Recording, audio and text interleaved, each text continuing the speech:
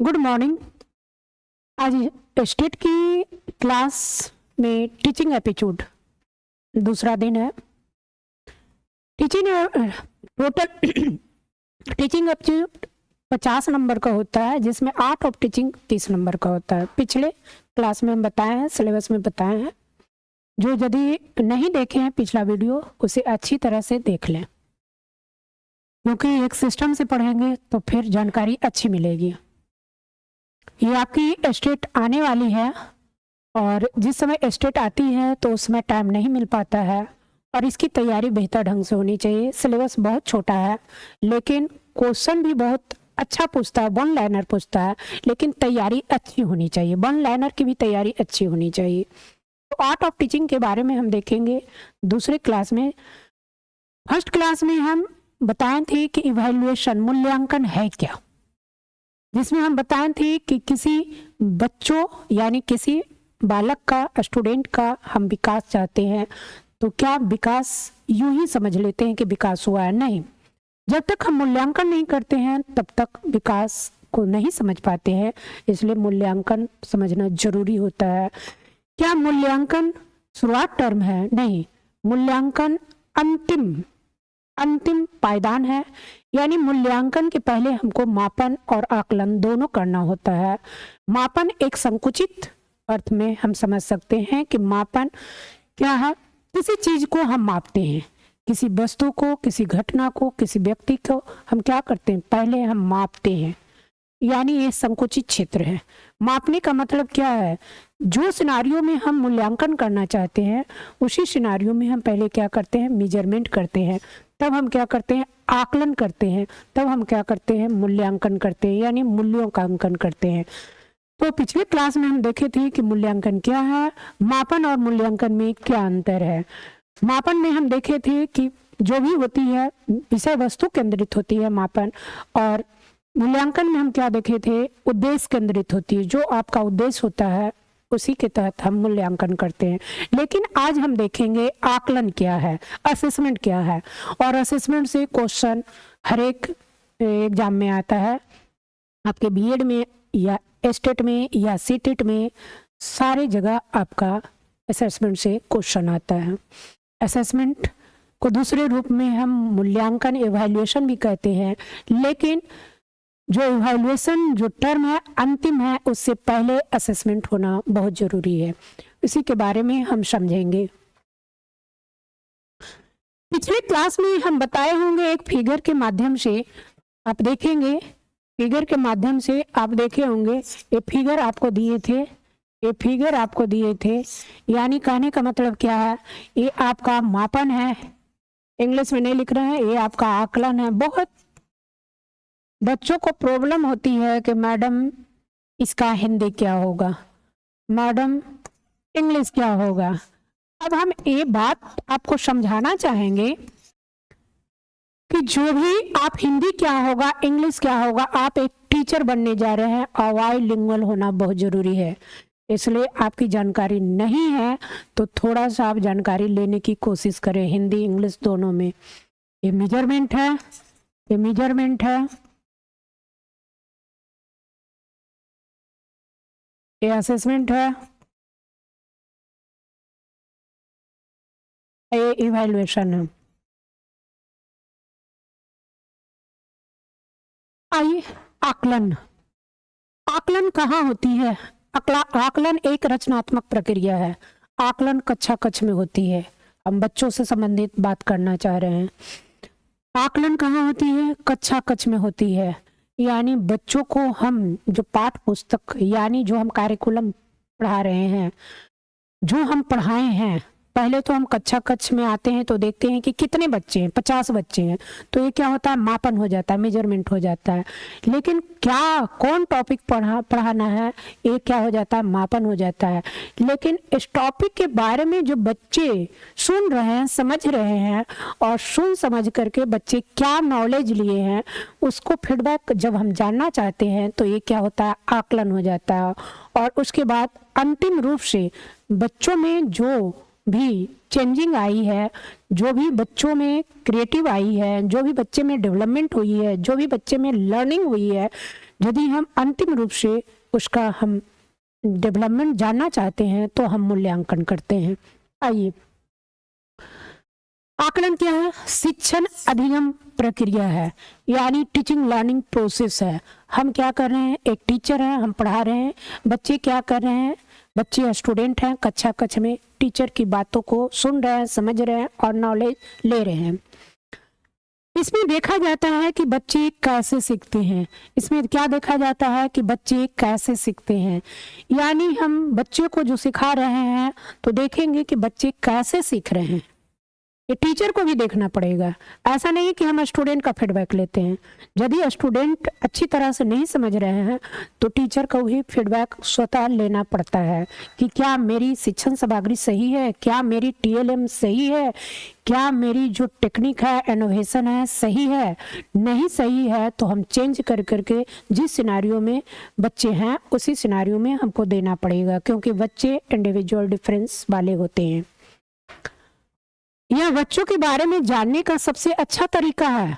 हम असेसमेंट के माध्यम से ही बच्चों को जान सकते हैं अच्छी तरह से। विद्यार्थियों की उपलब्धियों का अनुमान लगाना है। बच्चे कक्षा कक्ष में जो टीचर पढ़ा रहे हैं, बच्चे इसे कितना समझे हैं, बच्चे में क्या उपलब्धि हुई है, उसके बारे में हम जानना चाहेंगे तो किस माध्यम से जानेंगे? हम असेसमेंट के माध्यम से जानेंगे, आकलन के माध्यम से जानेंगे। आइए, आकलन क्या है? संवादात्मक है। संवादात्मक कहने का मतलब क्या है कि हम संवाद कर रहे हैं। संवादात्मक कहने का मतलब क्या है? हम संवाद कर रहे हैं। और जब हम संवाद करते हैं, किसके बीच संवाद करते हैं? टीचर और स्टूडेंट के बीच संवाद होता है। तो बच्चे में क्या होती है? रचनात्मकता आती है, यानी फॉर्मेशन होता है। किस चीज का फॉर्मेशन होता है? नॉलेज का फॉर्मेशन होता है। बच्चे विषय वस्तु को जान पाते हैं। बच्चे में जो नॉलेज है निर्माण हो रहा है। धीरे धीरे बच्चे नॉलेज गेन कर करके स्किल की ओर बढ़ते हैं। तो ये क्या है? रचनात्मक प्रक्रिया है। आकलन करते समय शिक्षक छात्रों का क्या करते हैं? अवलोकन करते हैं। जब हम असेस करते हैं, असेसमेंट करते हैं, तो टीचर ऑब्जर्वेशन, ऑब्जर्वेशन क्या है? एक टेक्नोलॉजी है। ऑब्जर्वेशन एक टूल्स नहीं है, टेक्नोलॉजी है।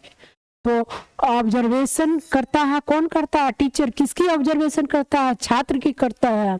जब कक्षा में समस्याओं का हल कर रहे होते हैं, कक्षा में क्या समस्या है, जो टीचर पढ़ाए हैं बच्चे समझे हैं कि नहीं समझे हैं? समझे हैं तो कितना समझे हैं? क्या पूरी समझ लिए हैं? पूरे बच्चे जो है, मान लिया एक कक्षा कक्ष में 50 बच्चे हैं तो 50 बच्चों में 50 बच्चे पूरी तरह से नहीं समझ पाते हैं। यदि आपकी 50% भी बच्चे समझ लेते हैं तो आपकी टेक्निक बहुत अच्छी है। तो बच्चों को हमको देखते हुए चलना पड़ता है। कोई बच्चे बहुत तेज होते हैं, कोई बच्चे मीडियम होते हैं, कोई बच्चे स्लो लर्नर होता है। तो सभी को ले करके चलना पड़ता है। जब हम असेसमेंट करते हैं तो इसमें जो टेक्निक होती है, डायग्नोस्टिक टेस्ट और रेमेडियल टीचिंग, वो करना पड़ता है। तब जा करके बच्चे को हम क्या करते हैं? मूल्यांकन करते हैं।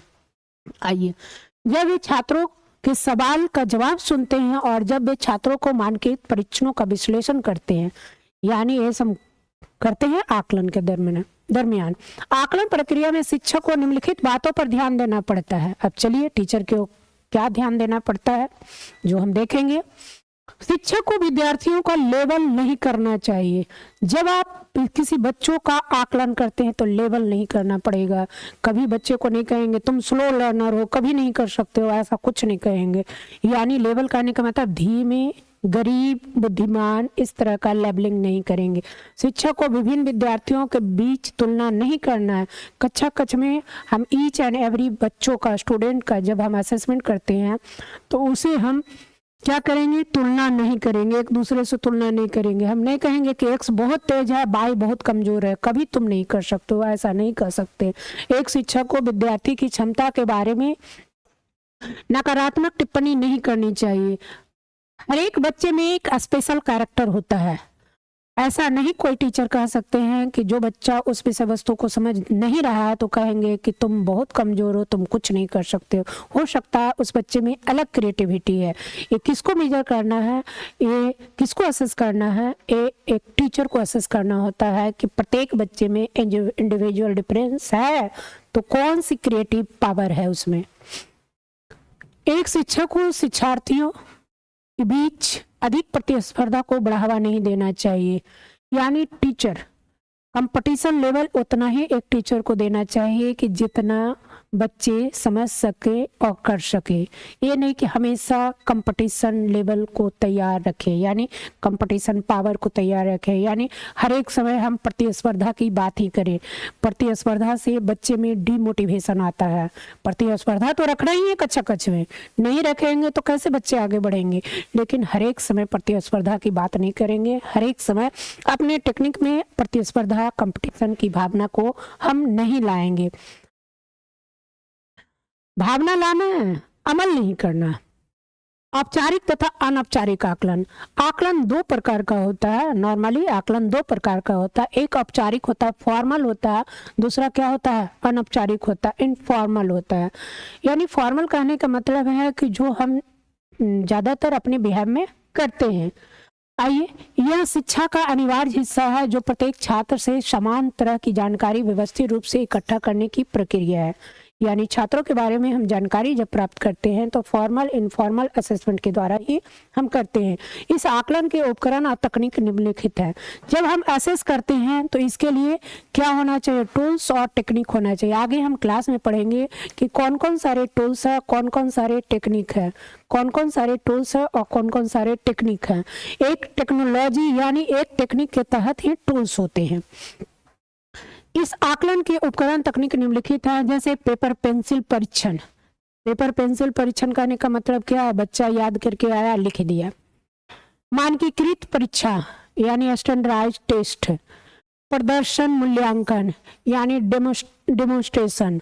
असाइनमेंट, पोर्टफोलियो, ये सब क्या है, ये सब आपका जो है आकलन का तरीका है। और ये आकलन का तरीका कैसा है, औपचारिक है। औपचारिक कहने का मतलब कि हम जिसे अपने व्यवहार में अमल करते हैं। चलिए आइए, अनौपचारिक आकलन। यानी अनौपचारिक आकलन क्या है, इनफॉर्मल, जैसे प्रोजेक्ट, एक्सपेरिमेंट, ओरल रिप्रेजेंटेशन, मौखिक प्रस्तुति, एनेक्डोटल रिकॉर्ड, ऑब्जर्वेशन, ये सब क्या है, अनौपचारिक आकलन है। ये सब भी सहायता करता है। जैसे हम प्रोजेक्ट बनाते हैं तो प्रोजेक्ट वर्क देते हैं तो इसे इनफॉर्मल वे में हम बच्चे को असेस कर लेते हैं एक्सपेरिमेंट प्रयोग करने के लिए, या ओरल प्रेजेंटेशन मौखिक प्रस्तुतिकरण करने के लिए देते हैं। फिर एनेक्डोटल रिकॉर्ड बनाते हैं। एनेक्डोटल रिकॉर्ड कौन बनाता है, एक टीचर बनाता है। एक बच्चे का, हर एक टीचर का अलग अलग, हर एक बच्चे के लिए एनेक्डोटल रिकॉर्ड होता है, टीचर के पास रहता है। चलिए, ऑब्जर्वेशन, अवलोकन करना, ये सब क्या है, अनौपचारिक आकलन है। यह बच्चों को सीखने की प्रगति या छात्रों के व्यवहार के अन्य पहलुओं के बारे में आकस्मिक जानकारी इकट्ठा करने और उस जानकारी के आधार पर निर्णय लेने की प्रक्रिया है। ये जो फॉर्मल और इनफॉर्मल है वो क्या है, बच्चे का प्रोग्रेस क्या हो रहा है, बच्चे के व्यवहार के बारे में ये सब हम जानते हैं। अनौपचारिक आकलन कुछ आकलन प्रक्रिया का एक अनिवार्य हिस्सा है, क्योंकि यह शिक्षकों को हर दिन आवश्यक कई निर्णय लेने में होता है। यानी हम डे टू डे जो कर रहे हैं, फॉर्मल कर रहे हैं या इनफॉर्मल कर रहे हैं, तो हर एक का क्या है, स्पेशल फंक्शन है। और अनौपचारिक आकलन क्या होता है, ये प्रक्रिया अनिवार्य हिस्सा बनाता है। यानी किसका हिस्सा है, शिक्षा का असेस करने का, और शिक्षक को हर समय क्या करता है, मदद करता है। ये हम देखें कि औपचारिक अनौपचारिक आकलन कैसे एक टीचर करता है और किस तरह से हेल्प करता है।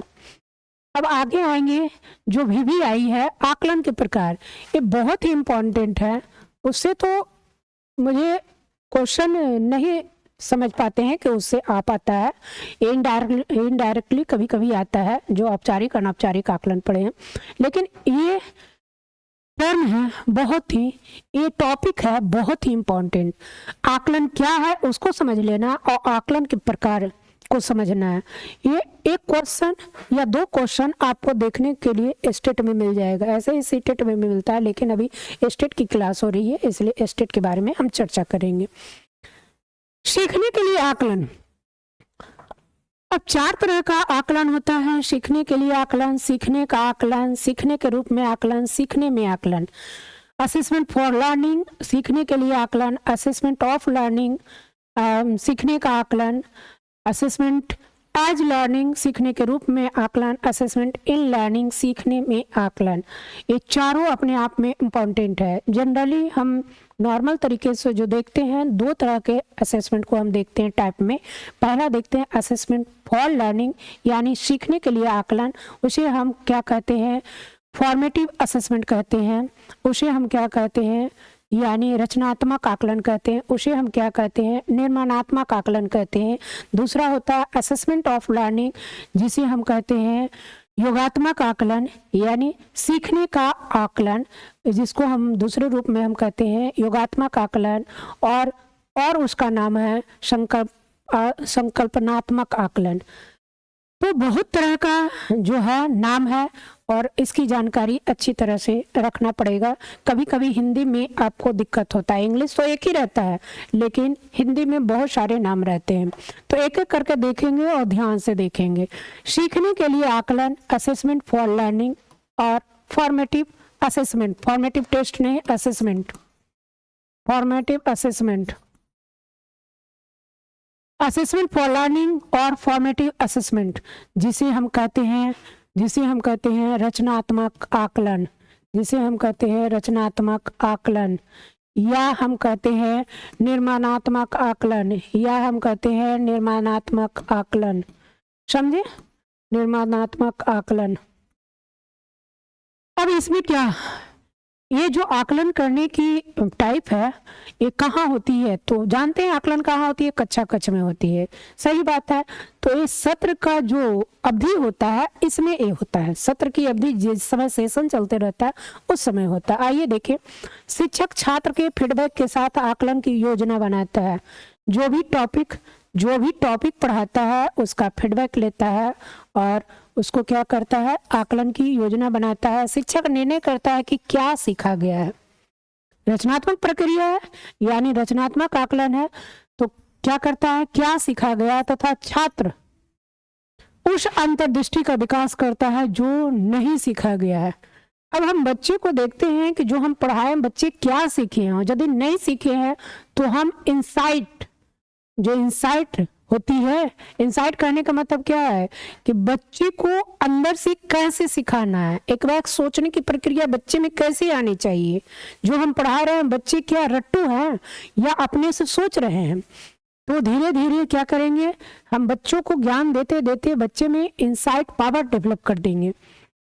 इसके लिए क्या करना होगा, ओपन एंडेड क्वेश्चन को सॉल्व करवाना होगा। ओपन एंडेड क्वेश्चन करने का मतलब क्या है, बहुत, यानी मल्टीपल चॉइस जो हो, क्रिएटिव हो, वन लाइनर, यानी कहने का अर्थ हुआ कि ओपन एंडेड क्वेश्चन कहने का मतलब क्रिएटिव क्वेश्चन हो, यानी बच्चे बहुत तरीके से सोच सके एक प्रश्न के बारे में।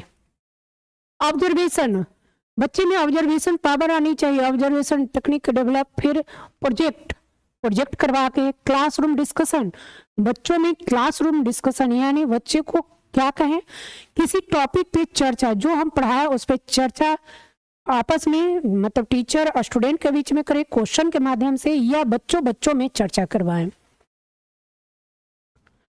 सीखने का आकलन, असेसमेंट ऑफ लर्निंग, जिसे हम कहते हैं फॉर्मेटिव टेस्ट, नहीं यहाँ गलत लिखा हुआ है, फॉर्मेटिव असेसमेंट।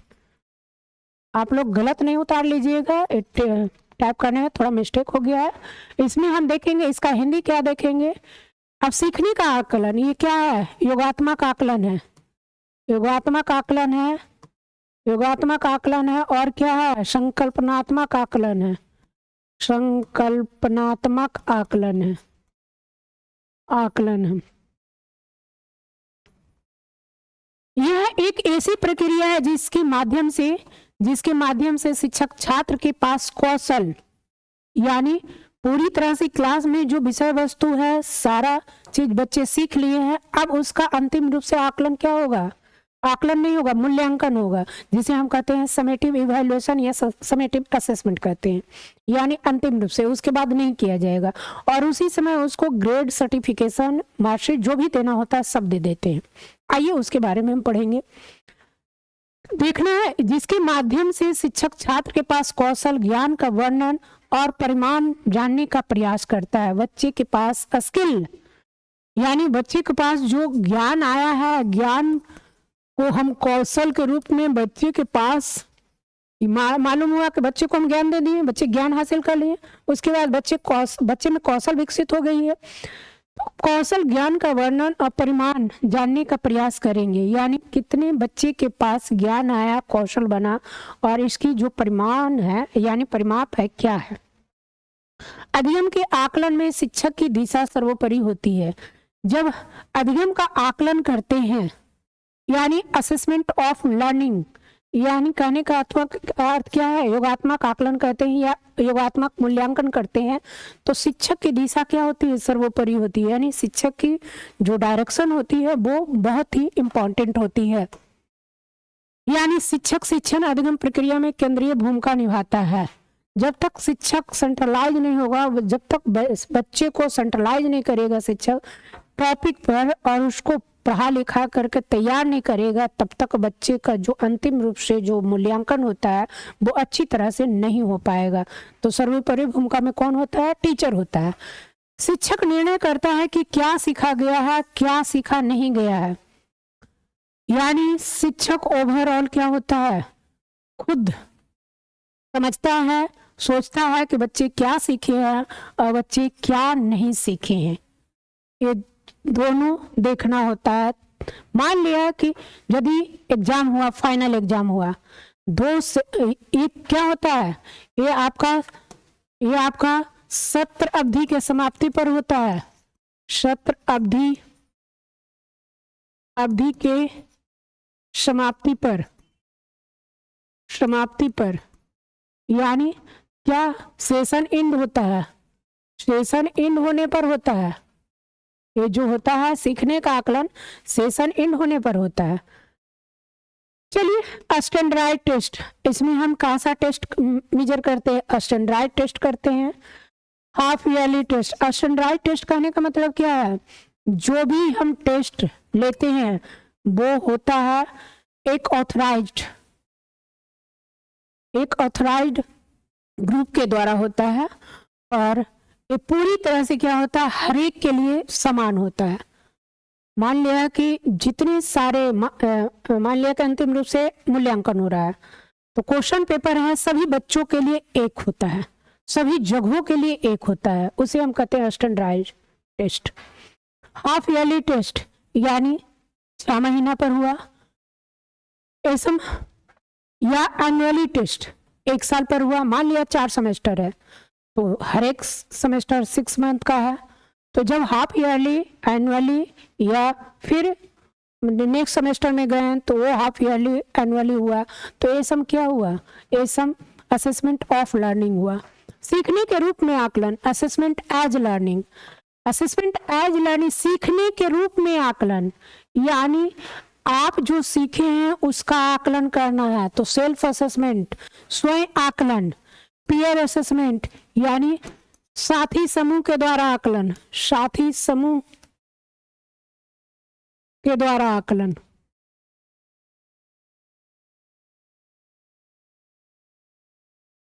स्वयं आकलन, इसमें क्या होगा, नैदानिक आकलन के रूप में जुड़ा रहता है। नैदानिक आकलन कहने का मतलब क्या है, डायग्नोस्टिक टेस्ट के द्वारा हम असेसमेंट करते हैं। डायग्नोस्टिक टेस्ट में क्या जाना जाता है, यानी डायग्नोस्टिक असेसमेंट जब करते हैं क्या जाना जाता है, बच्चों की कमियों के बारे में जाना जाता है, बच्चों की कमियों के बारे में जाना जाता है, यानी कमियों के बारे में जाना जाता है, यानी जो आप पढ़ाएं बच्चे उसे समझ पाएं कि नहीं समझ पाए, और यदि नहीं समझ पाए हैं तब आगे क्या करना है, कमियों के बारे में जाना जाता है। और रेमेडियल टीचिंग में क्या होता है, रेमेडियल टीचिंग में क्या होता है, टीचिंग में क्या होता है जिसको हम कहते हैं उपचारात्मक शिक्षण। इसमें क्या होता है, शिक्षण, इसके बारे में, यानी उपचारात्मक शिक्षण में क्या होता है, निदान किया जाता है, कमियों को जान करके बच्चों में जो भी है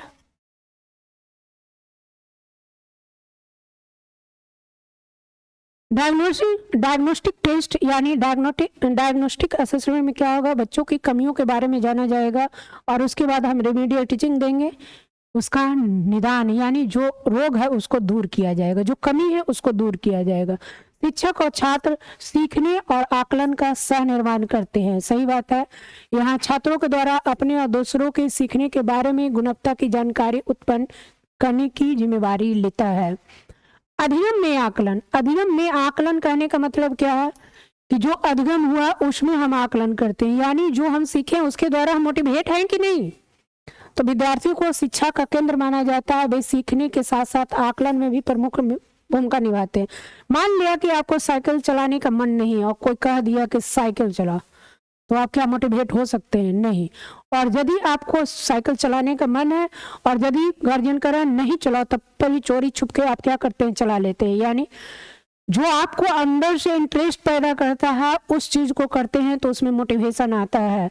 तो सीखने में आकलन, आप कितना सीखे हैं उसके द्वारा आप कितना मोटिवेट हो पाए हैं, तो ये किस रूप में जानेंगे? असेसमेंट इन लर्निंग के रूप में जाएंगे। और असेसमेंट इन लर्निंग कब होगा? जब आप पूरी तरह से इस क्रिया को कर लेंगे, यानी असेसमेंट ऑफ लर्निंग का पार्ट है असेसमेंट इन लर्निंग। इसे आप डिटेल से देखें, कंफ्यूजन में ना रहें, डिटेल से देखें। हम जनरली दो ही चीज को देखते हैं, एक चीज मतलब टाइप में दो ही प्रकार को देखते हैं, एक असेसमेंट फॉर लर्निंग देखते हैं, एक असेसमेंट ऑफ लर्निंग देखते हैं। असेसमेंट फॉर लर्निंग में हम असेसमेंट एज लर्निंग को रखते हैं और असेसमेंट ऑफ लर्निंग में हम असेसमेंट इन लर्निंग को रखते हैं। आज इतना ही तक आपका क्लास है, उसके बाद हम नेक्स्ट क्लास में हम आगे चर्चा करेंगे। धन्यवाद। चलिए बैठिए, प्रणाम, बैठिए।